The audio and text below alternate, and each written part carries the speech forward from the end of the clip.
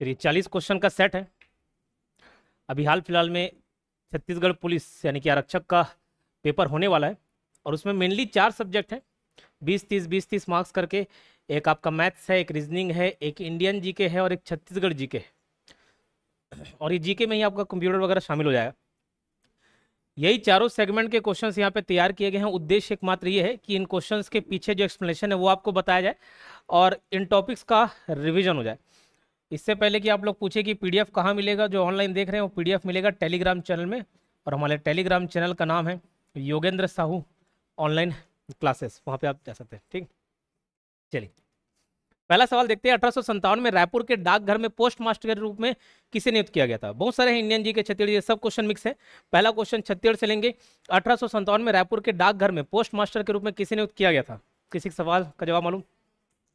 Lieutenant Smith. देखिए 1857 वो दौर था जहां हर तरफ क्या विद्रोह थे। ठीक, 1857 का वॉर चल रहा था और अंग्रेज नहीं चाहते थे कि और नए जगह भी कोई जंग छिड़ जाए। तो सोचो इतने बड़े आदमी को, लेफ्टिनेंट था ये, लेफ्टिनेंट स्मिथ, इसको रायपुर के डाकघर में कौन सा पद दिया गया? Post master. बोले पोस्ट मास्टर बनो तुम, चिट्ठी पत्री पढ़ो लोगों का कि प्रेम वाला है कि जंग वाला है। ठीक है, तो इसका यही काम था, किसका? लेफ्टिनेंट स्मिथ का। ठीक, और 1857 के समय में ही काफी कुछ विद्रोह हुए, उसको हमको ध्यान रखना है ना, वो नीचे मैं बता दूंगा। चलो अगला सवाल, छत्तीसगढ़ में तहसीलदारी व्यवस्था की शुरुआत कब की गई? बहुत इंपॉर्टेंट है तहसीलदारी व्यवस्था। तहसील चालू किया गया 1854 में। तो 1854 में तहसीलदारी व्यवस्था चालू की गई 1854 में। 1855 में क्या हुआ अगर पूछा जाए प्रमुख घटना 1855 में, तो आपको मालूम होगा कि यहाँ अंग्रेजों का शासन होने से पहले मराठों का शासन था। अंग्रेज रूल कर रहे थे, उससे ठीक पहले मराठा शासन कर रहे थे, और मराठों का कोई भी उत्तराधिकार नहीं होने की वजह से अंग्रेज क्या कर लिए? कब्जा कर लिए। तो कब्जा कर लिए तो पहले जब मराठे थे तो नागपुरी रुपया चलता था। कैसा रुपया? नागपुरी। उस नागपुरी को बंद करके ईस्ट इंडिया कंपनी के सिक्के चालू किए। तो 1855 में नागपुरी रुपया बंद करके ईस्ट इंडिया कंपनी के सिक्के चालू किए गए। कब? 1855 में। इस बात को भी आप याद रखेंगे। 1858 ये डेट भी इंपॉर्टेंट हो जाता है। इसमें छत्तीसगढ़ में पुलिस मैनुअल लागू किया गया, यानी कि पुलिस के लिए कुछ कोड, ड्रेस कोड कैसा होना चाहिए, क्या नियम कानून होना चाहिए। तो छत्तीसगढ़ में पुलिस मैनुअल लागू किया गया था। कब? 1858 में। 1861 में, जैसे 1854 में तहसीलदारी व्यवस्था चालू की गई थी, 1861 में जिलेदारी व्यवस्था चालू की गई थी। जिलेदारी व्यवस्था।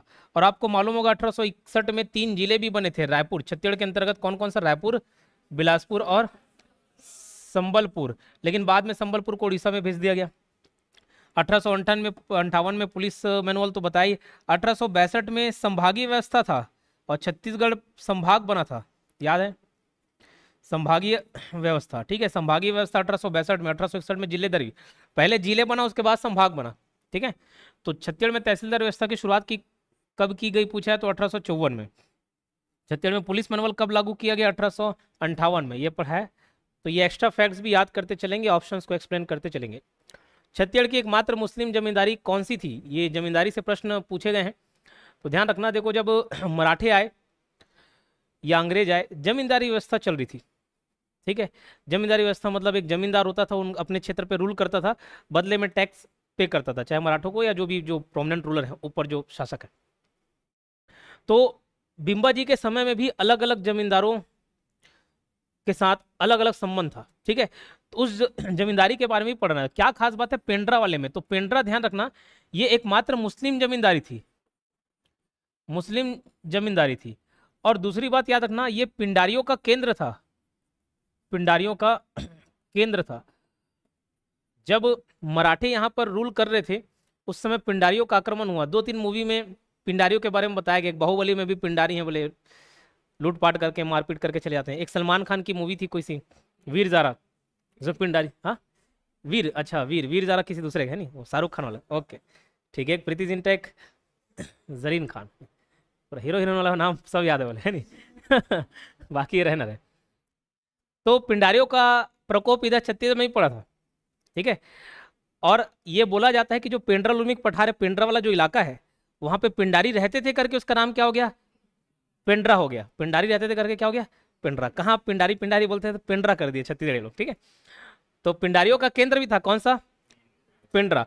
वहीं से दो तीन फैक्ट और याद रखेंगे, दो तीन फैक्ट और क्या याद रखेंगे कि सबसे पहला पिंडारियों का आक्रमण कब हुआ, फर्स्ट आक्रमण किसके समय में हुआ पूछा जाए, केशव गोविंद, केशव गोविंद। तो ऐसे याद रखना भैया, केशव जहां पे भगवान है वहां पे आतंक है, मतलब तभी तो दोनों भगवान राक्षस लोग लड़ेंगे, ऐसा है नहीं। तो केशव गोविंद के समय में पहली बार आक्रमण हुआ, किसके समय में, केशव गोविंद के। एकदम चरम सीमा पर कब था पूछा जाए, चरम सीमा पे बीकाजी गोपाल के समय में। बोले कैसे, बीकाजी बिक गए थे बीकाजी के समय में, ठीक है, बीकाजी के समय में तो बिक गए थे, इस कारण चरम सीमा पर था उनका विद्रोह। और सबसे लास्ट अंतिम कब था, तो यादव, यादव राव दिवाकर, ठीक। तो ऐसे भी वो अंतिम सूबेदार थे और उन्हीं के समय पिंडारियों का अंतिम सांस चला, समझ लो, ठीक है। धमधा से धमकी याद कर लेना, कल परसों इस स्टोरी को कवर किया हूँ, धमधा गया था तो, है ना। तो धमधा में धा से धमधा, धा से धमकी याद कर लेना। तो हुआ कुछ ये था कि बिंबा जी के साथ ये लड़ाई लड़ लिया, विद्रोह किया, विद्रोह किया, बहुत दिन से मैटर चल रहा था। तो बोले अब एकमात्र रास्ता है युद्ध। तो पहले धमधा के जमींदार ने आक्रमण किया किसके ऊपर, बिंबा जी के, उसको काफी नुकसान पहुंचाया, ऐसा नहीं कि नहीं पहुंचाया, नुकसान पहुंचाया, लेकिन पूरी तरीके से सफल नहीं हो पाया। कौन, धमधा वाले, कहे बाकी जमींदार वाले लोग धोखा दे दिया उसको, ठीक है। और बहुत लंबी चौड़ी कहानी है, उसका कोई दूसरा साथ नहीं देता। अब मालूम था कि अब भैया मैं अकेले पड़ गया हूँ, अब बिंबा जी आएंगे और सोटेंगे बोले, है नहीं। तो अपनी पत्नी के साथ ये जल समाधि ले ली, ठीक है। मैं तालाब में कूद कर जान दे दी बोल दिया तो किसी का आहत हो गया, ऐसे शब्दों का प्रयोग मत कीजिए आप, शिक्षण, ठीक। क्या मरे नहीं, कूदे नहीं, जान नहीं दे दिए, क्या किए, जल समाधि लिए, ठीक है। धमधा में क्या ले लिए भैया, जल समाधि। तो धमधा से धमकी याद कर लेना, तो ये जल समाधि ली है ना। फिर एक और कोरबा, कोरबा का से कब्जा, एकमात्र ऐसी जमींदारी थी जिसको कब्जा कर लिए, मतलब बुलाए कहा से मिनरल, ठीक है। कोरबा तो एकमात्र ऐसी जमींदारी जिसमें कब्जा की। फिर ये खैरागढ़ की जमींदारी, वो टिकैत राय और ये सब कहानी, डोंगरगढ़ का विद्रोह खैरागढ़ के जमींदारों के माध्यम से दबाया गया था। फिलहाल ये ऊपर तीन वाला याद था। तो एकमात्र मुस्लिम जमींदारी कौन सा, पेंड्रा। कहाँ के जमींदार ने बिंबा जी के डर से जल समाधि ले ली थी, कौन, धमधा वाला। नवागढ़ का विद्रोह कब हुआ, ये विद्रोह वाला अभी हाल फिलहाल में पूछे जा रहे, इसलिए क्वेश्चन को डलवाया हूँ, ठीक है, इसलिए क्वेश्चन। तो सबसे पहला काम आपको जनजाति वाला विद्रोह तो याद करना ही है। तो जनजाति वाला अलग 8 विद्रोह याद करना है। सबसे पहले 1774 से 77 चला था हलबा विद्रोह, एक वो याद रखना। फिर 1825 प से परलकोट, एक ये परलकोट का विद्रोह हुआ। फिर टेढ़ा है पर मेरा है वाला याद किए थे, हाँ, टेढ़ा है पर मेरा है, तो तारापर का विद्रोह और मेरिया विद्रोह। फिर 1856, 1859 और 1876, ये 3 विद्रोह हुए। 1856 में हुआ लिंगागिरी विद्रोह, लिंगागिरी विद्रोह। 1859 में कोई विद्रोह हुआ है, कौन सा कोई विद्रोह। 1876 में हुआ है मुड़िया विद्रोह और 1910 में हुआ है भूमकाल विद्रोह। ये 8 जनजाति विद्रोह भी आप याद रखेंगे। इसके अलावा कुछ और भी विद्रोह हुए, देखो 1817 से 18 के बीच में मराठे और अंग्रेजों के बीच युद्ध होता है, और एक युद्ध होता है फेमस सीताबर्डी का युद्ध, उसमें मराठे हार जाते हैं, तो मराठों को सरेंडर करना पड़ता है। अब उस समय जो छत्तीसगढ़ का शासन था वो नागपुर यानी कि भोसला के अधीन ही था। तो वहाँ एक छोटा बच्चा था रघुजी तृतीय, जो वारिस था, समझ लो रघुजी कौन, तृतीय। अब ये छोटा था और अंग्रेज देखे कि ये जो बड़े लोग हैं, इसका मतलब जो शासन संभाल रहे इसके बिहार पे, इन लोग बदमाशी कर रहे, लड़ाई लड़ रहे, तो बोले कि अब से गद्दी हम संभालेंगे, इधर का क्षेत्र हमारे पास आ जाएगा, और जब रघुजी तृतीय बड़ा होगा तब ले लेना, वापस दे देंगे। बोला ठीक। तो 1818 से 1830 के बीच में 1818 से 1830 के बीच में अंग्रेज लोग रूल किए यहाँ पर, किनके माध्यम से, अधीक्षक के माध्यम से, वार्डन के माध्यम से, सुपरिटेंडेंट के माध्यम से, ठीक है, अधीक्षक के माध्यम से, ध्यान रहेगा अधीक्षक के माध्यम से इन लोग यहाँ पर रूल किए, ठीक है। उसमें लाइन से अगर अधीक्षक पूछा जाए तो एक आए एडमंड, उसके बाद एक आए एगेन्यू। एडमंड का कार्यकाल 1818 ही था, ठीक है, 1 ही साल के लिए थे। फिर एगेन्यू आए 1818 से 25। फिलहाल और भी आए एडमंड, एगेन्यू, हंटर, विल्किंसन, सैंडिस, क्रॉफर्ड, ये सब बहुत सारे लोग आए, बट फिलहाल अभी मैं 2 का जिक्र कर रहा हूँ। तो ये एडमंड और एगेन्यू, ये अंग्रेजी नाम भी अंग्रेजी टाइप का लग रहा है। इन लोग क्या थे, बोले ब्रिटिश अधीक्षक थे, सुपरिटेंडेंट, जैसे हॉस्टल सुपरिटेंडेंट वैसे ब्रिटिश सुपरिटेंडेंट थे, ठीक। तो देखो मराठे जब यहाँ रूल करने के लिए आए, इनका जमींदारों के साथ थोड़ा वाद विवाद हुआ, फिर धीरे धीरे मैटर सलट गया। बहुत समय से आप किसी के साथ रहो तो मैटर सलट जाते नहीं। अब फिर कोई नया पर्सन आया तो झगड़ा होगा, तो अंग्रेज आए फिर से नया संबंध बनाने में टाइम लगेगा, है ना। तो जैसे ही अंग्रेज आए फिर लड़ाई झगड़ा चालू हो गया। हो गया भाई, अब कौन से संबंध सोच रहे हो, चलो इधर ध्यान। ठीक है, तो याद रखना नवागढ़ का भी विद्रोह कहोगे। अच्छा मन, ठीक। चलो, तो 1818 में ना 3 विद्रोह इंपॉर्टेंट है, तीनों को मैं लिखा रहा हूं, याद रखेंगे। 1818 से 25, एक 1818 में विद्रोह हुआ, दूसरा भी 1818 में हुआ, फिर एक तीसरा 1818 से 25 तक चला। जो 1818 में विद्रोह हुआ इसको बोलते हैं डोंगरगढ़ का विद्रोह। डोंगरगढ़ का विद्रोह किसके समय में हुआ पूछा है तो कैप्टन एडमंड, ये एडमंड जो बताया इसके समय में। 1818 में एक और विद्रोह हुआ, वो नवागढ़ का विद्रोह हुआ, नवागढ़। लेकिन उसमें कौन अधीक्षक थे पूछा है तो इसमें एगेन्यू थे, भले 1818 का है लेकिन एगेन्यू था, है ना, एगेन्यू याद रखना। और 1818 से 25 में धमधा के गोंड राजाओं का विद्रोह हुआ, धमधा के गोंड राजाओं का विद्रोह हुआ। ये किसके समय में हुआ, ये भी एगेन्यू के समय में हुआ।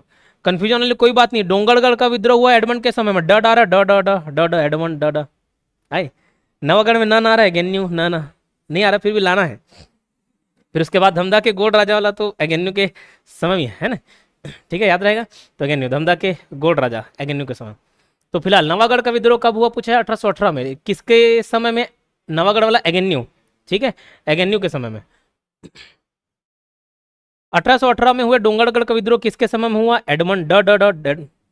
फिर एक बरगढ़ का भी विद्रोह हुआ, विद्रोह वाले लाइन से मैं क्वेश्चंस करा रही हूँ, उसका एक्सप्लेनेशन भी दे रहा हूँ ताकि यहां से क्वेश्चन बने तो आपसे छूटे ना। बरगढ़ का विद्रोह, ये बरगढ़ वाला ABCD करके आप पूरा पॉइंट याद कर सकते हो।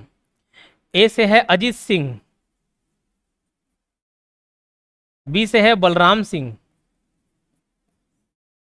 सी से ना 3 है यानी कि 1833, सी 3 को रिप्रेजेंट करता है। 1833 में ये विद्रोह हुआ, 33 से 45 चला है।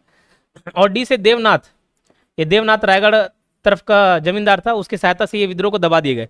तो बरगढ़ का विद्रोह किसके नेतृत्व में हुआ तो अजीत सिंह और बलराम सिंह बाप बेटे थे, ठीक है। तो दोनों, तो 8वें क्वेश्चन का ऑप्शन क्या है, ए और बी, ठीक है। इसके अलावा ऑनलाइन अगर कोई आरक्षक की तैयारी मजबूत तरीके से करना चाह रहा होगा तो बाजू में सारे कोर्स के डिटेल है, वहां से आप जानकारी ले सकते हैं, ठीक है, उसको ज्वाइन करके तैयारी मजबूत कर सकते हैं, ठीक। 9वां क्वेश्चन, 1857 में छत्तीसगढ़ में कौन से विद्रोह हुए, फिर एक विद्रोह आया।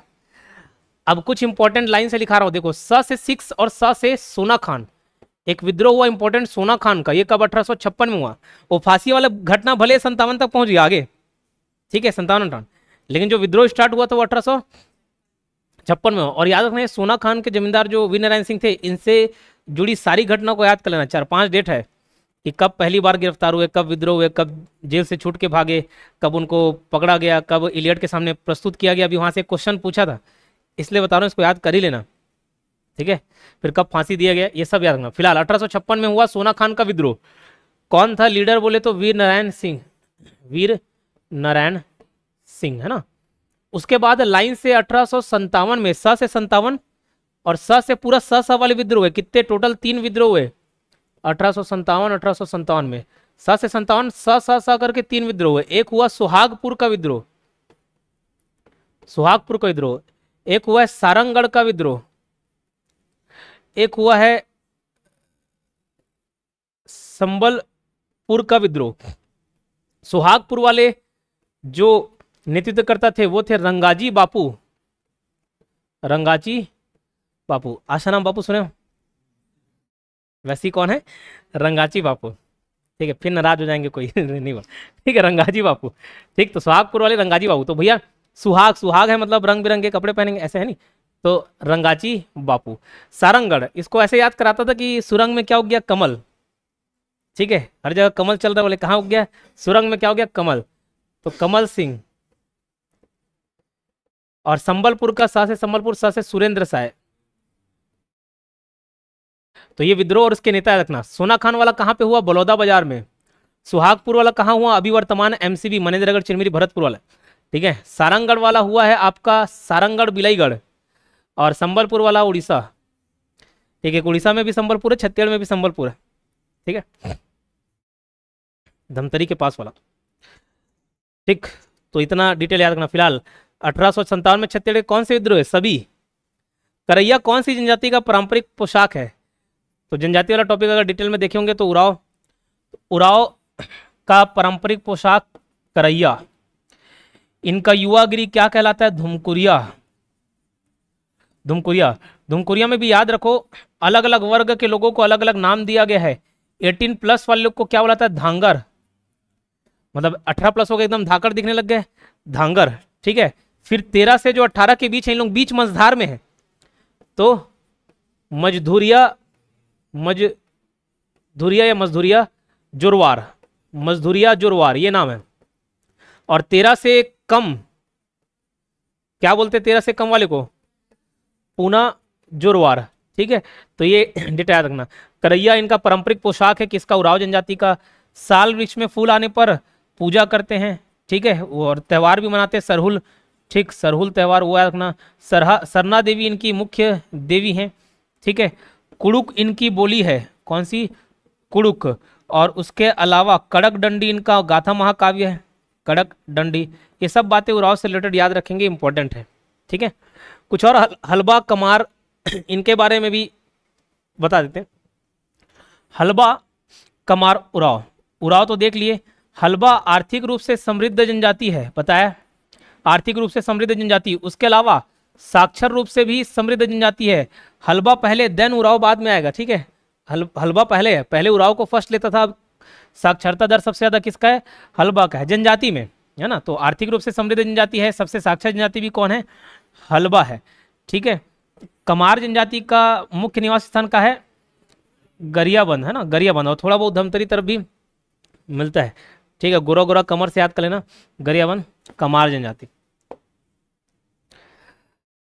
इस जनजाति का रसोई घर लाल बंगला कहलाता है। लाल बंगला, हाँ ठीक है। भुंजिया तो अभी तक पढ़ते आ रहे हैं कि किसका लाल बंगला रसोई घर नाम से जाना था, कौन सी जनजाति का? भुंजिया ये पढ़ते हैं। लेकिन भुंजिया में भी दो प्रकार के भुंजिया होते हैं, एक चौकुटिया होता है, एक चिंदा भुंजिया होते हैं।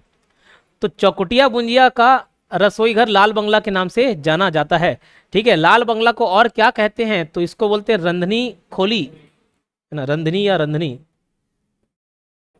रंधनी खोली, रंधनी कुरिया, होता है नहीं, खोली अलग अलग खोली। ठीक है, वैसे ये कुरिया, कुरिया मतलब रूम होता है ना। ठीक, कमार क्या विशेष पिछड़ी जनजाति में आता है? आता है कि नहीं आता? कमार आता है ना भाई, अबुझमाड़ी आता है, कमार आता है, पहाड़ी कोरवा आता है, बिरोर आता है, बैगा आता है ना। गोबर बहरानी का त्यौहार कब मनाया जाता है? चैत्र महीना। ठीक है, चैत्र महीने में कुल, अच्छा पहले तो भैया आप पूरा 12 महीने याद कर लेना। CBZ ACB PMF, ये निमोनिक कोड बताया था। चैत्र, बैसाख, ज्येष्ठ, आषाढ़, सावन, भादो, क्वार, कार्तिक, अगहन, पौष, माघ, फाल्गुन। इसमें चैत्र महीने का कुछ त्यौहार है। तो चैत्र महीने में टोटल 7 त्यौहार आप याद रख लेना, जिसका 5 डेट फिक्स है। चैत्र महीना में सारे शुक्ल पक्ष के हैं। शुक्ल पक्ष के नवमी के दिन से क्या स्टार्ट होता है? रामनवमी। अब भैया रामनवमी का दिन है, आप साफ सफाई करोगे? गांव में गोबर से लिपते हैं, गोबर से बहारते हैं, साफ सफाई करते हैं। ठीक है, तो ये क्या है? गोबर बहरानी, 9वां दिन। और 9वां भी कौन सा? शुक्ल पक्ष का। और कौन से महीने का? चैत्र महीने का। तो 9वें दिन ही कौन सा त्यौहार मनाते हैं? गोबर बहरानी। कौन से क्षेत्र में? छिंदगढ़, सुकमा। तो गोबर को सूंघने से आगना सुकमा, फिर छी करोगे छिंदगढ़। ठीक है, और गोबर नीचे गिरेगा ऊपर गिरेगा? नीचे। गोबर करोगे तो भाई नीचे जाएगा ना, ऊपर थोड़ी चल देगा। ठीक है, नीचे जाएगा तो उसमें क्या लग जाएगा भाई? धुर्रा। तो वो सब याद रखना, धुर्वा जनजाति। ठीक, फिर 13 दिन, 13वां तारीख को आमा खाई, ये भी शुक्ल पक्ष का है, आमा खाई। फिर 15वां दिन यानी कि पूर्णिमा को सरगुजा अंचल में मनाया जाता है सरहुल त्यौहार, और बस्तर अंचल में मनाया जाता है माटी तिहार। इसके अलावा 1 2 3 4 5 हो गया। फिर 2 त्यौहार ऐसे हैं जो महीने के किसी भी दिन मना लिए जाते हैं, उसका कोई फिक्स नहीं है, लेकिन चैत्र महीने में मनाएंगे। एक तो चैत्र से चैत्रई याद कर लेना, और एक बीज पंडुम, बीज पंडुम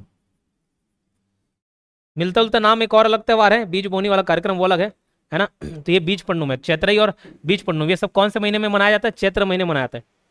बस्तर दशहरे की शुरुआत कब से होती है? सावन अमावस्या, यहां से भी बैक टू बैक क्वेश्चन पूछा जा रहा है। बस्तर दशहरा मेंस में बस्तर दशहरा क्वेश्चन पूछा, ठीक है, वहां से मैं अनुमान बताया था ईडीआई में भी पूछेगा, ईडीआई में पूछा, ठीक है। अब सावन अमावस्या अभी जस्ट अभी सावन अमावस्या हुआ है, हो गया नहीं बचा है, हो गया ना, अभी पूर्णिमा बचा है नहीं, पूर्णिमा बचा है, ठीक है। तो हाँ, जब मैं बाहर गया था तब था, ठीक। सावन अमावस्या का त्यौहार हुआ, तो इसका याद रखना, सावन अमावस्या के दिन मुख्यतः 3 त्यौहार मनाए जाते हैं। 3 त्यौहार कौन कौन से? एक तो भैया हरेली, टोन्ही डे, ठीक है, टोन्ही डे, हरेली। उसके बाद अम्मूस त्यौहार, अम्मूस, बोले सर ये क्या है अम्मूस? तो अमावस्या को ही जनजाति बोली में अम्मूस बोला जाता है, ठीक। और इसी दिन से प्रसिद्ध बस्तर दशहरे की शुरुआत होती है, हो गया है, ठीक है। बस्तर दशहरा, इस बार पिकनिक में हम लोग कहाँ जाएंगे? बस्तर दशहरा देखने जाएंगे, और पूरे 75 दिन के लिए ठीक, वहीं पढ़ेंगे अभी पूरा बोरिया बिस्तर बांध के, क्लियर। अब ये बस्तर दशहरा देखो, ये अभी हाल फिलहाल में स्टार्ट हुआ। बस्तर दशहरे का पूरा कार्यक्रम आप बोले 2.5 महीने चलेगा, 2.5 क्या 3 महीने, कुछ दिन रिपीट होते हैं ना, वो लगभग 3 महीने चल देगा। तो पूरा बस्तर दशहरे का कार्यक्रम आप याद रखेंगे, ठीक है, इंपॉर्टेंट है, तो मैं लाइन से बता रहा हूँ। सबसे पहला कार्यक्रम होता है पाट यात्रा, फिर होता है डेरी गड़ाई, इसके साथ तिथि भी याद रखेंगे ना, पाट यात्रा, डेरी गड़ाई। तो यही 2 त्यौहार है जो अलग अलग महीने में रहता है। पाट यात्रा सावन अमावस्या के दिन, सावन अमावस्या, और जो डेरी गड़ाई है वो आषाढ़ सावन भादो, भादो के शुक्ल पक्ष के 12वें या 13वें दिन मनाते हैं। बस यही सावन और भादो में आता है, बाकी सारे इसके जो रस्म है वो क्वार महीने में आएंगे, ठीक। पाट यात्रा, डेरी गड़ाई के बाद आता है काछीन गादी। काछीन गादी, ये काछीन माता है, उसको गद्दी में लिटाते हैं, एक बच्चे के ऊपर आरूढ़ होती है, देवी देवता है देवी। तो याद रखना, ये कौन से दिन होता है बोले तो क्वार अमावस्या, क्वार अमावस्या के दिन पाट यात्रा, डेरी गड़ाई, काछीन गादी। इसके बाद रैला पूजा होता है, रैला पूजा भी इसी दिन होता है, ठीक है, क्वार अमावस्या के दिन। उसके बाद होता है कलश स्थापना, वो नीचे होगा, कलश स्थापना और जोगी बिठाई। पहले रेला आ जाएगा, रेला में पहला आ रहा है ना, आर में कंफ्यूज हो रहे हो, उससे अच्छा रेला पहला ऐसे याद करें, रेला वाला पहला है, ठीक है, रथ वाला नीचे आएगा। कलश स्थापना, जोगी बिठाई, ये दोनों अलग अलग कार्यक्रम है, लेकिन इसी दिन होता है। कलश स्थापना आमतौर पे आप लोग के घर तरफ भी किधर होता है भैया? क्वार शुक्ल के प्रथम दिन, तो क्वार महीने में होगा, लेकिन शुक्ल पक्ष के पहले दिन। उसके बाद भैया रथ परिक्रमा होगा, ठीक है साहू मैडम, ये दूसरे से 7वें दिन रथ परिक्रमा। रथ में 2 चक्के होते हैं, 7 फेरे लेते हैं, ऐसा टाइप का याद करना, परिक्रमा। तो रथ परिक्रमा क्वार शुक्ल पक्ष के दूसरे से 7वें दिन होता है। उसके बाद मावली माता का आगमन होता है,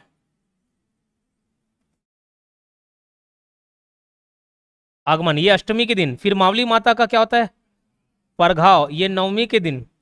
उसके बाद भीतर रहनी और बाहर रहनी, ये भीतर रहनी 10वें दिन होता है, बाहर रहनी 11वें दिन, मतलब शुक्ल पक्ष, क्वार शुक्ल पक्ष के 10वें और 11वें दिन, भीतर रहनी बाहर रहनी। फिर मुड़िया दरबार, ये 12वें दिन होता है। और लास्ट वाला पर्व है ओहाड़ी, गंगा मुड़ा यात्रा भी नाम है ओहाड़ी, ये 13वें दिन होता है, ठीक है, ओहाड़ी गंगा मुड़ा यात्रा। तो बस्तर दशहरे की शुरुआत कब से होती है? सावन अमावस्या से। काछीन गादी का रस्म कब किया जाता है पूछा है तो क्वार अमावस्या। बस्तर दशहरे में सबसे अंतिम रस्म कौन सा पूछा है तो ओहाड़ी। ओहाड़ी क्या है? तो देवी देवता जो भी आ रहे तो उनको विदा दिया जाता है, ठीक। ये इंडियन अब जीएस का क्वेश्चन करेंगे। भारत की पहली जनगणना किस वर्ष हुई थी? अभी जनगणना से रिलेटेड बहुत सारे सवाल पूछे जा रहे हैं, ठीक है, चाहे वो छत्तीसगढ़ का हो, इंडिया हो, एक बार देख लेना, ठीक है। तो भारत की पहली जनगणना किस वर्ष में हुई? तो याद रखना 1872 में सबसे पहले जनगणना हुई, मेयो। अगर कोई वर्ड आपको नहीं दिया रहे, नियमित, रेगुलर, ऐसा कुछ नहीं दिया रहे, तो मेयो ही आंसर लेना। और 1872 में, तो 1872 में मेयो के समय में पहली जनगणना हुई थी। लेकिन पहली नियमित जनगणना पूछे रेगुलर बेसिस पे, जहां से 10-10 साल का इंटरवल पे लगातार होने लगा, तो वो कब हुआ? 1881 में। और ये किसके समय में हुआ था बताओ? लॉर्ड रिपन के समय में हुआ था, ठीक है।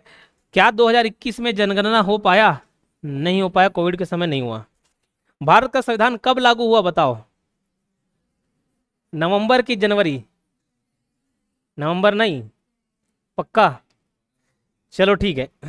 प्रियम्बल जब आप पढ़ेंगे प्रस्तावना, हम भारत के लोग भारत को एक प्रभुत्व संपन्न समाजवादी पंथविद लोकतंत्र गणराज्य बनाने के लिए एवं उसके समस्त नागरिकों को डैश डैश करने के लिए। ऐसे नीचे क्या होता है, एतद द्वारा ये 26 नवंबर, वो पूरा फिर सब संवत वगैरह भी दिया है ना, तो 26 नवंबर 1949 को उसको अधिनियमित, अंगीकृत और आत्मर्पित करते हैं। तो उस दिन संविधान को अपनाया गया, ठीक है, लेकिन कंप्लीट लागू करने के लिए एक डेट का वेट किए, 26 जनवरी। तो 26 नवंबर 1949 को अंगीकृत किया गया, ठीक है, अंगीकृत मतलब अंग लगाए, मतलब एक्सेप्ट किए, ठीक है, वो गाना वाला नहीं। तो बोले सर 26 जनवरी 1900, गले लगाना नहीं है भाई, थोड़ा बस फीस उससे गले लगा। 26 जनवरी 1950 को क्या किया गया बोलते हैं, लागू हुआ, संपूर्ण पूर्ण रूप से लागू हुआ, ठीक है। और ये डेट क्यों चुने, ये डेट इसलिए चुने क्योंकि 26 जनवरी 1930, 20 साल पहले, यहां से 20 साल पहले क्या मनाया गया था, पूर्ण स्वराज दिवस मनाया गया था, है नहीं, क्लियर। तो संविधान कब लागू हुआ पूछा तो 26 जनवरी 1950। भारत का सबसे बड़ा राज्य क्षेत्रफल के हिसाब से यूपी किसके हिसाब से है, पॉपुलेशन, क्षेत्र भी बड़ा है, और राजस्थान एरिया वाइज है ना, एरिया वाइज। और कितना याद कर लेना, छत्तीसगढ़ से लगभग 3 गुना है इसका क्षेत्रफल, 3,42,000 ऐसा कुछ है, बाद में देख के याद कर लेना। राष्ट्रीय पशु कौन सा है, शेर की बाघ, बाघ। देखो बोले सर ये क्वेश्चन याद करा रहे हो, नहीं, इजी है, इजी है, पूछा भी जा सकता है भाई। फिलहाल इसके साथ याद रखना, आप इसका साइंटिफिक नेम क्या होता है बताओ, पैंथरा टिग्रिस, ठीक है, और वो शेर वाले में लियो वर्ड आता है, तो ये याद रखना। और प्रोजेक्ट टाइगर याद कर लेना, 1973 से चालू हुआ प्रोजेक्ट टाइगर, क्या, प्रोजेक्ट टाइगर। तो अभी हाल फिलहाल में टाइगर रिजर्व और प्रोजेक्ट टाइगर से क्वेश्चन पूछे जा रहे हैं व्यापम पीएससी में, तो याद रख लेना कितने टाइगर रिजर्व हैं, कितने प्रोजेक्ट टाइगर हैं। टाइगर रिजर्व चौथा आया गुरु घासीदास वाला, तो 4 टाइगर रिजर्व है, ठीक है, 3 प्रोजेक्ट टाइगर है। प्रोजेक्ट टाइगर कब से चालू, 1973 से, ठीक। टाइगर बाघ उसका साइंटिफिक नेम, ये भी याद रखना। जय जवान जय किसान का नारा किसने दिया था, लाल बहादुर शास्त्री। देखो लाल बहादुर शास्त्री जी जैसी गद्दी पे बैठे 1965 में ही क्या इंडिया पाक का वॉर हो गया, इंडिया पाकिस्तान वॉर चालू हो गया। अब 2 मोर्चे पे खड़ी हो गई थी भारत सरकार, एक तो पाकिस्तान का हमला और दूसरा भूखमरी की भी शिकायत थी, सूखा बाढ़ सब आगे बोले, सूखा है तो खाने का समस्या था। तो उसी समय लाल बहादुर शास्त्री जी ने दोनों वर्ग को संबोधित करने के लिए, दोनों वर्ग को मोटिवेट करने के लिए नारा दिया, बोले जय जवान, वो वॉर वाले, हाँ, जय जवान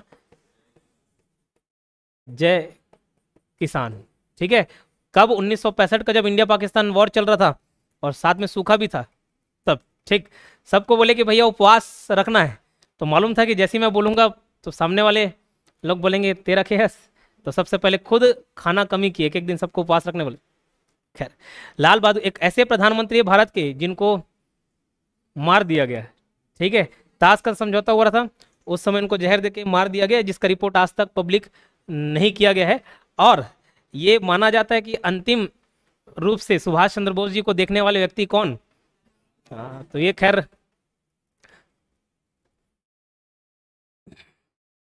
सीक्रेट है, कंट्रोवर्सी है, ठीक है।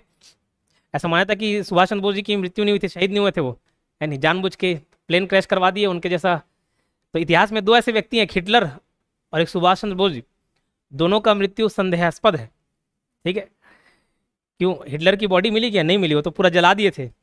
उससे पहले अपने प्रिय डॉगी को निपटा दिए, अपनी गर्लफ्रेंड को निपटा दिए, उससे पहले शादी किए, ठीक है, शादी का वादा किए थे कि पहले शादी करूंगा, ठीक, करूंगा आज करूंगा कल करूंगा, ऐसे करके टाल रहे थे। फिर वो बोली कि देख फिर फंसा दूंगे सर बहुत दिन से टाल रहे, तब जाके बोले ठीक है, मरने से पहले शादी किए, वादा पूरा करूंगा बोले, ठीक। खैर, भारत की पहली महिला प्रधानमंत्री कौन है, इंदिरा गांधी। कब बनी, 1966 में ही बनी थी ना, 1966, ठीक, 1966 में बनी। 1975 में इनके घटना को याद किया जाता है, किसके लिए, इमरजेंसी के लिए, ठीक। जो आवाज उठाए बोले सब अंदर जेल में, है नहीं।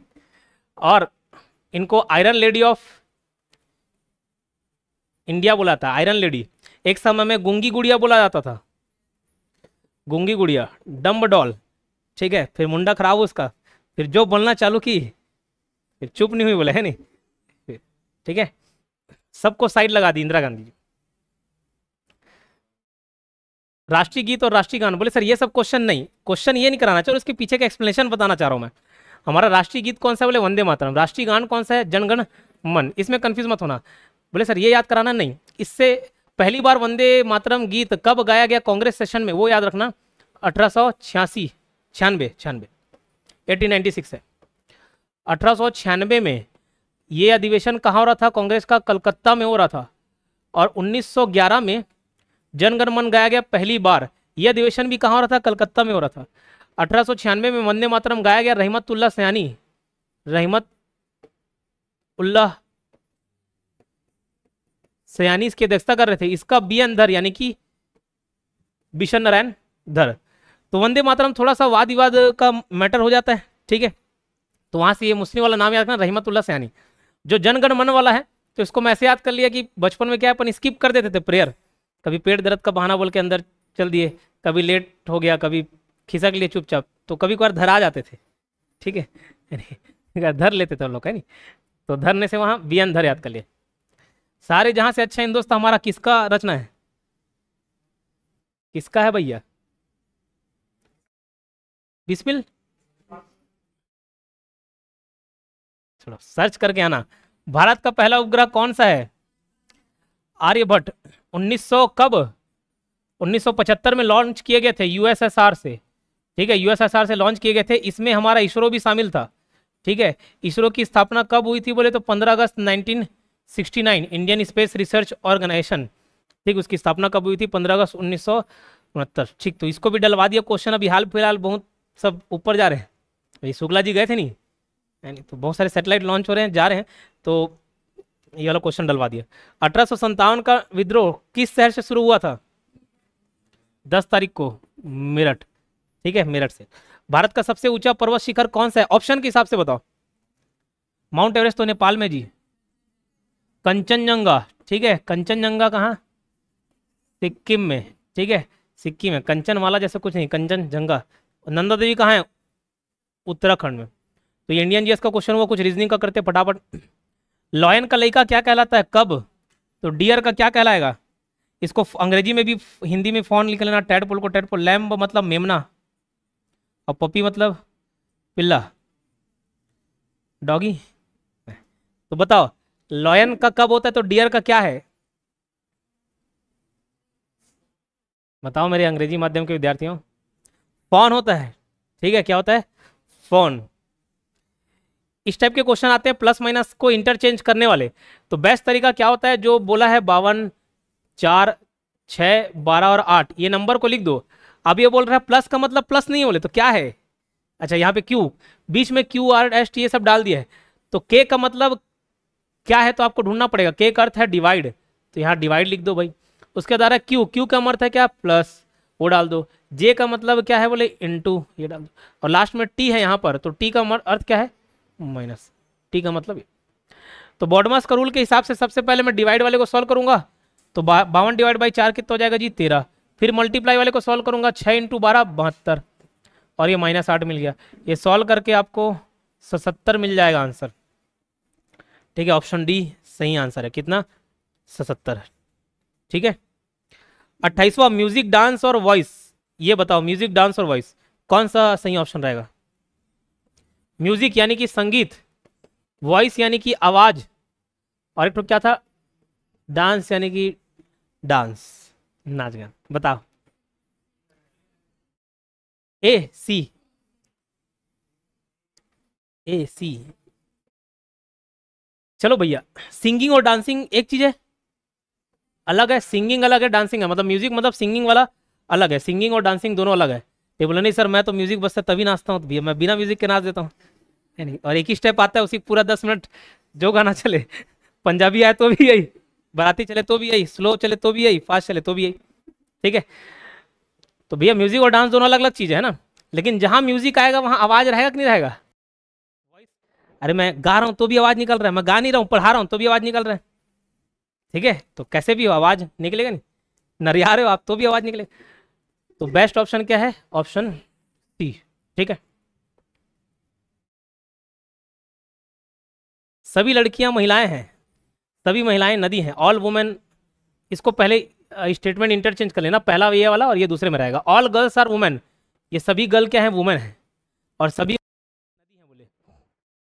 ठीक, अब ये सिलॉग का क्वेश्चन था। सिलॉग के क्वेश्चन में देखते हैं, डायग्राम जो बोलेगा वही हमको सही माना है। सबसे पहले सभी लड़कियां महिलाएं हैं, ऑल गर्ल्स आर वुमेन, इसको सही माना। लेकिन देखो एक बात है, यहां पर दो मत हो जाते विद्वानों के। जो स्टेटमेंट में दिया रहता है हु बहू आप उसको कंक्लूजन में रिपीट कर दो तो कभी कभार एग्जामिनर उसको गलत मानता है, कभी कभार उसको सही मानता है। जैसे मैं कथन बता रहा हूँ तो बोले ये मेरा भाई है, निष्कर्ष में भी बोले ये मेरा भाई है, तो बोले जब कथन में बता दिए थे तो निष्कर्ष गलत हो जाएगा। ऐसे कुछ विद्वानों का मत आया सामने। ठीक, अब उसमें दो गुटों में बढ़ गए तो अपन कौन से वाले, सही है मानने वाले। अगर स्टेटमेंट अरे मेरा भाई है तो है बोले, फिर निष्कर्ष में थोड़ी ना बदल दूँ, है नहीं, तो इसको सही मान रहे अपन। ठीक, some women are river, some women are river, देखो जब सभी के सभी वुमेन रिवर हैं तो कुछ वाले होंगे, सभी स्टूडेंट छत्तीसगढ़ के हैं तो कुछ स्टूडेंट को उठा के पूछो छत्तीसगढ़ करेंगे। All rivers are women, all rivers are women, ये सही है क्या? पूरे के हाँ, कुछ बोलता तो पूरे के पूरे नहीं है ना, तो पहला और दूसरा सही और तीसरा गलत है। तीसरा क्वेश्चन में कथन कोई गायब कर दिया, वो कथन मैं आपको बताता हूं। किसका भी आंसर आ गया सी, बिना क्वेश्चन के। आ जाने वाला, कुछ ना कुछ बोलना है सर से, सर को लगता है कि पढ़ रहे हैं ऐसा, सी बोल। ये इनइक्वालिटी का क्वेश्चन है, अभी तक व्यापम में नहीं पूछा गया है, लेकिन क्या पता कल को पूछ दे। सब कर दे रहे, सब इधर उधर का टापा टूपा एक चक्कर में। ये एक स्टेटमेंट है, दूसरा स्टेटमेंट ये वाला है, ए बराबर आर ग्रेटर देन सी। अब ये पूछा है कंक्लूजन सी और एस का संबंध और ए और के का। अपन जिधर बड़ा मुंह है ना उस तरफ से जाएंगे। सी कहां पर है, देखो सी यहां पर है, और ये एस वाला हमको निकालना है, लेकिन एस दूसरे अलग स्टेटमेंट में है, ये अलग स्टेटमेंट में, तो कुछ ना कुछ समानता देखने की कोशिश करते हैं। सी से आर जाते हैं, ऐसा मिल रहा है। अब आर से यहां जंप कर लो, आर के बाद क्या है टी, और उसके बीच में कुछ इस प्रकार का साइन है, और उसके बाद क्या है एस। अब यहां पर देखो कितने साइन मिल गए, एक ये वाला साइन मिल गया और एक ये वाला साइन मिल गया, सी और एस के बीच में। जब कभी भी आपको एक ग्रेटर देन वाला साइन हो, मैं थोड़ा साइन को रिवर्स करके बता रहा हूं, ग्रेटर देन वाला साइन हो, ग्रेटर देन और इक्वल टू वाला साइन हो, और इक्वल टू, इसको कंपेयर करना दादाजी से, इसको पापा से, और इसको बेटे से। जब दादा हो, पापा हो, बेटे हो, तीनों हो, तो कौन किसकी चलेगी घर में, दादा की चलेगी। ठीक है, तो जब ये तीनों साइन आ जाए तो सबसे बड़ा वाला ही आप सही मानना, उसके अलावा कुछ भी दे गलत। पापा की कब चलेगी, जब दादा नहीं रहेंगे, पापा और बेटे हैं तब जाके पापा का चल रहा है। और बेटे कब चलेगा, जब वो खुद अकेला रहेगा, जब अकेले रहते हैं तभी चलता है। नहीं समझे, कोई बात नहीं सब चला के बैठे बोला, ठीक कोई बात नहीं। इधर देखो, तो अब यहां पर सी से एस जा रहा हूं, सी वाला बड़ा तरफ है, ये बात ये क्या होना गया भैया, दादा, दादा और पापा, तो दादा और पापा में किसका चलेगा, दादा का, तो ये वाला दादाजी क्या हो गया, सही हो गए। ए और के में अपन जाने की कोशिश करते हैं, ए और के बीच, ए से देखो के की ओर बढ़ो, ए से आर गए ये, और ये सी के, तो भैया जब भी साइन अपोजिट आ जाए ना वहां वो कंक्लूजन गलत हो जाता है। साइन मैच खाना चाहिए, अगर ऐसा है तो इधरी तरफ से जाएगा, जहां पे भी ऐसे साइन आ जाए वो गलत, अपोजिट साइन आ जाए गलत हो जाएगा। तो इसमें पहला कंक्लूजन सही है, बाकी गलत। लेकिन ध्यान रखना ऑप्शन कैसे दिया है, केवल निष्कर्ष एक तार्किक है ये तो आप पकड़ लिए, लेकिन ऑप्शन ए को ऑप्शन डी में रखा है। समझ पा रहे हो कैसा क्यों, ऑप्शन ए सही है लेकिन वो सही आंसर वाला किस में, ऑप्शन डी में है। ठीक, इस प्रकार के क्वेश्चन अभी एडीआई में आए थे, स्टेटमेंट, कंक्लूजन, असर्शन, ये सब। एक विधान दे दिया है, एक रूल दे दिया, स्टेटमेंट दे दिया, उसके बेसिस पे आपको कंक्लूजन निकालना है। तो जब भी ऐसा विधान दे दे, स्टेटमेंट दे दे, उसको आपको क्या मानना है, सही मानना है। सियोल में रहने वाली लड़कियों की शादी 23 साल की उम्र में कर दी जाती है, अब उसको सही मानना है कि सियोल में लड़की रही मतलब 23 साल में उसका क्या हो जाएगा, शादी हो जाएगा। ठीक है, तो सियोल में रहने वाली लड़की की शादी 23 साल की उम्र में कर दी जाती है। बेनी 24 साल की लड़की है, ये जो भी स्टेटमेंट में दिया उसको हम क्या मानते हैं, सही मानते हैं। सिलॉग में भी अभी ऐसे दिया था, सही माने। ठीक है, अब उसके आधार पे आपको कुछ निष्कर्ष निकालने, आपके लिए सिर्फ इतना ही दुनिया है, दो स्टेटमेंट दिए, इतना ही दुनिया है। अब इसके आधार पर यह कंक्लूजन, यदि वह बेनी सियोल में रह रही है तो उसने निश्चित रूप से शादी कर लिया। बताओ सही है? क्यों? अगर वो सियोल में रह रही है मतलब सियोल में तो 23 साल में लड़की की शादी हो जाती है, और उसकी उम्र कितनी साल की बोले? 24 साल के। तो ये सही है। यह बेनी सियोल में नहीं रहती तो निश्चित रूप से उसे शादी नहीं करनी चाहिए। अच्छा, आपका वाले यदि यह बेनी सियोल में नहीं रहती तो निश्चित रूप से शादी नहीं करनी चाहिए। बताओ, हो भी सकता है नहीं भी हो सकता भैया, वहां पे बेनी मर्जी है भाई, है ना। इस स्टेटमेंट से क्या ये मालूम चल रहा है? जी बिल्कुल मालूम चल रहा है। इस स्टेटमेंट से कंक्लूजन मालूम चल रहा है, लेकिन इस स्टेटमेंट से ये वाला के बारे में कोई कंफर्म मालूम नहीं चल रहा कि बाकी जगह कहाँ क्या होता है, ये नहीं मालूम। तो शादी कर भी सकती, नहीं भी कर सकती, इसमें कोई कंफर्म नहीं, इसलिए अपन इसको क्या मान रहे? गलत। तो केवल निष्कर्ष एक तर्क है। उस हिसाब से ऑप्शन ले लेना, ऑप्शन में आगे पीछे कर दिए। 32वां सवाल, a family consist of a man, his wife, their 4 son and their wifes. ठीक है, एक परिवार में एक आदमी है, उसकी पत्नी है, उसके 4 पुत्र है और उनकी पत्नी है अपनी अपनी। ठीक है, सभी पुत्रों के परिवार में 3 पुत्र हैं और 1 पुत्री है। सब कॉमन रूप से क्या? 3 बेटे बोले और 1 पुत्री। संपूर्ण परिवार के पुरुष सदस्यों की संख्या ज्ञात कीजिए। कभी कभार ऐसे क्वेश्चन में लास्ट में पूछा क्या है उसको देख लिया करो, तो अपना मेहनत बच जाता है। अब वहां पे पूछ दिया पुरुष सदस्य कितने, तो फालतू पर महिला सदस्य को निकालेंगे, उससे टाइम वेस्ट होगा। तो लाइन से चलते भैया, एक बहुत बड़ा परिवार है, पहले एक आदमी थे, है ना, एक family consist of a man. ये लो भैया एक आदमी, उसकी बीवी, तो उसकी बीवी को उससे कोई लेना देना नहीं है, नहीं। उसके 4 बच्चे हुए, ये लो 4 बच्चे हो गए भैया, 4 बच्चे हुए, उनकी अपनी वाइफ हुई, तो अभी वाइफ को लेना देना क्या? नहीं। ये लड़के में एक एक करके अलग हुए, इनके सभी के अपने 3-3 बच्चे हैं और एक लड़की है, तो लड़की को काउंट करना है क्या? नहीं करना है। तो पूछ रहे हैं उस पूरे परिवार में कितने पुरुष सदस्य हैं, तो भैया 3 चौक 12, तो ये हो गया, ये चारों लड़के ये हो गए और एक ये बाबू इनका, तो 1 + 4 5, 5 + 12 कितना हो गया जी? 17। तो कुल कितने पुरुष सदस्य हुए? तो 17। तो पत्नी तो वही बोलेंगे पुरुष सदस्य, अब पत्नी आप थोड़ी पुरुष सदस्य मानोगे। ठीक है, आप पुरुष पुरुष विवाह कर लिया तो अलग बात है। ठीक है, इस टाइप का क्वेश्चन रीजनिंग में पूछता है कि कोई टाइम पूछ रहा है, या देखो clerk information, at what time did the inquiry clerk give this information to passenger. समय निकालना होता है कि अभी वर्तमान में कितना बज रहा है, लेकिन उसको थोड़े क्लू के साथ देता है। बोले अभी डायरेक्ट टाइम नहीं बताएगा कि 10:15 बज गया, वो बोलेगा कि नेक्स्ट बस 9:30 बजे छूटेगी, हर 45 मिनट में बस छूटती है, अभी जब मैं तुमको जब जवाब दे रहा हूँ तो पहला बस छूटे हुए 10 मिनट हो गया, ऐसे था। उतने वो बक के उसको निकल जाएगा, लेकिन अपने को नहीं बकना है, अपने को सॉल्व करना है। ठीक है, क्या बोल रहा है, एक बस स्टैंड से हर 30 मिनट पे दिल्ली के लिए एक बस रवाना होती है, तो ये हमारे काम का हो गया, 30 मिनट में बस निकलती है, हर 30 मिनट में। एक पूछताछ क्लर्क ने एक यात्री को बताया कि एक बस 10 मिनट पहले ही छूटी है। अच्छा, ये हमारे काम का हो गया, 10 मिनट पहले बस छूटी है, अगली बस 9:35 को छूटेगी। तो पूछताछ क्लर्क ने यात्री को सूचना कितने बजे दी है?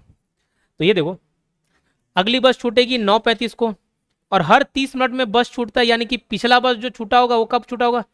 9:05 को। और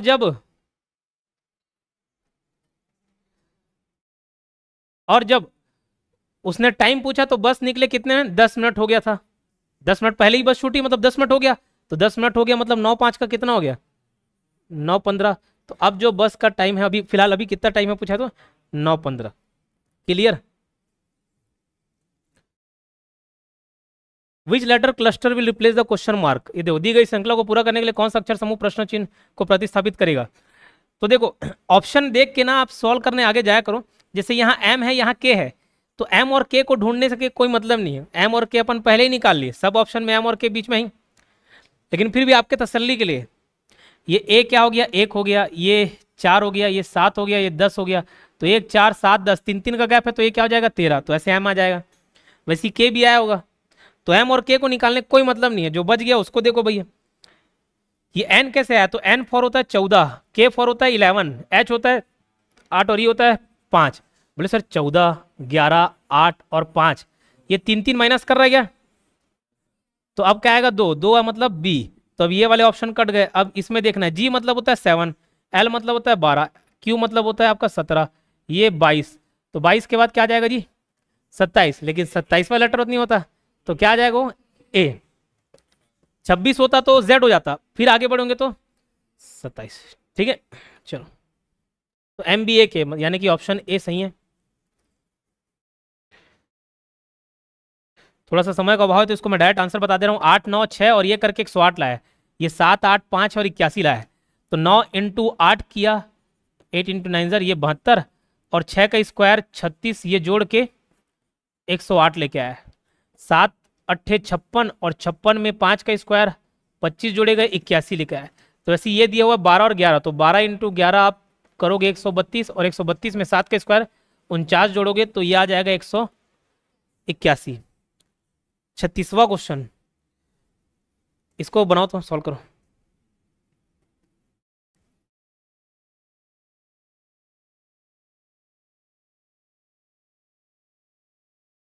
मत कर भैया, बंद सुने कर पहले क्या।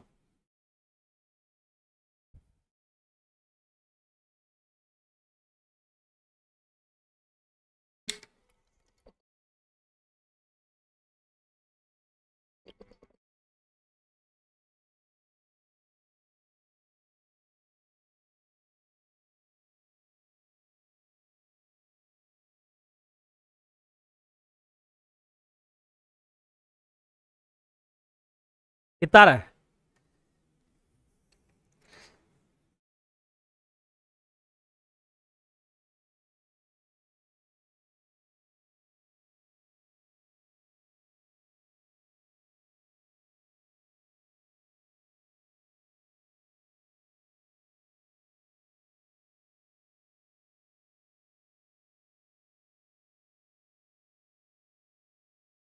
पच्चीस बटे 22।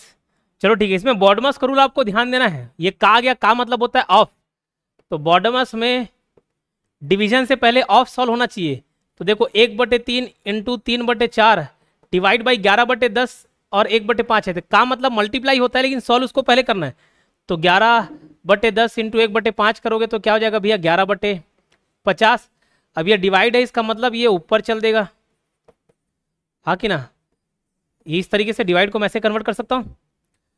तो ये 3 और 3 कट गया, 4 से ये नहीं 2 से कटेगा 25 बार में, तो 25 और नीचे 11 इंटू 2 22, 25/22 ये सही है, ऑप्शन है ऑप्शन बी। 17वां क्वेश्चन बहुत ही अच्छा क्वेश्चन है। देखो कभी भी आप कैसा है ना कि 7 आदमी 8 दिन तक काम किए, डेली 5 घंटे, और काम करके एक गड्ढा खोदे, तो कितने आदमी लोग 10 दिन में 4 घंटे काम करते हुए उससे दुगना गड्ढा खोदेंगे। इस टाइप के सवाल जब भी पूछें तो उसका एक फॉर्मूला ध्यान रख लेना, man days are divide by work. मतलब यहाँ जितने भी आदमी, पहले स्टेटमेंट का जो भी, पहले लाइन का पहले स्टेटमेंट का जो भी आदमी दिन कितने घंटे काम किए, समय काम किए, सब लिखेगा, नीचे वर्क रहेगा बराबर दूसरे स्टेटमेंट का मैन डेज आर ये रहेगा और वर्क रहेगा। बोले जैसे एक नाली खोदे तो ये उससे दुगनी नाली, तो यहाँ पे 2 हो जाएगा। बोले 10 आदमी 5 दिन 3 घंटे काम करके 10 चेयर बनाते, तो काम में क्या आ जाएगा 10 चेयर। ठीक है, एक नाली बना रहे तो नाली, एक नाली नीचे आ जाएगा काम में। अगर उसका लंबाई चौड़ाई बता दिया तो वो नीचे आ जाएगा। ठीक है, तो यहाँ पर देखो 16 पुरुष एक कार्य को, कार्य नीचे बता दिया, एक कार्य को 8 दिन में प्रतिदिन 12 घंटे काम करके समाप्त कर सकते हैं। इसी कार्य के 3 गुना को, यानी कि नीचे काम किधर आ जाएगा 3, 24 दिन में प्रतिदिन 8 घंटा कार्य करके समाप्त करने के लिए कितने पुरुषों की आवश्यकता होगी। तो पुरुष को नहीं मालूम, मैं एम मान ले रहा हूं, और बाकी 24 दिन बता रहा है और कितने घंटे 8 घंटे, कितना दिन लगाएंगे। ठीक है, देखो ये 8 8 तो कट गया जी, 3 से ये 8 बार में कट जाएगा, 8 से ये 2 बार में कटेगा, 2 इंटू 12 24, तो 24 आदमियों की आवश्यकता होगी। वो फॉर्मूला ध्यान रखना, उस फॉर्मूले में क्वेश्चन है। अब यहां पर देखो चेयर बना रहे हैं, तो 1 चेयर 2 चेयर तिगुना चेयर ऐसा ना बोल के चेयर की संख्या दे दी गई है। 30 काश्तकार, ये लो भैया 6 घंटे प्रतिदिन काम करके 750 कुर्सी बना रहे, तो कुर्सी को नीचे रखोगे कितने दिन में 12 दिन में। तो 24 काश्तकार 9 घंटे प्रतिदिन कार्य करके वैसे ही 1125 कुर्सियां कितने दिनों में बना पाएंगे, कितने दिन में, दिन को डेज मान लिया, डी मान लिया, बाकी सॉल्व कर लेकर। ठीक, तो 3 0 0 कट जाएगा, 3 से ये 25 बार में, ठीक 12 से ये 2 बार में कट जाएगा जी, 25 से ये 25 चौक 45 बार में कट जाएगा, 9 से ये 5 बार में कट जाएगा, सब कट जाएगा, बचेगा क्या, 2 से ये 3, 5 3 15, डी बराबर कितना दिन, 15 दिन। ठीक है,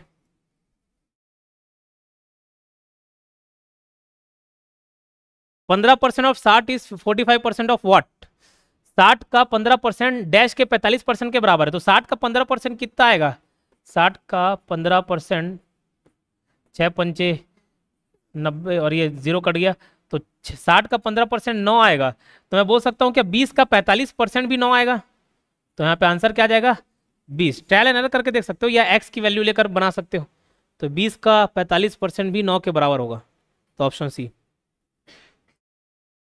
4 numbers A, B, C, D are such that their overall average is 16.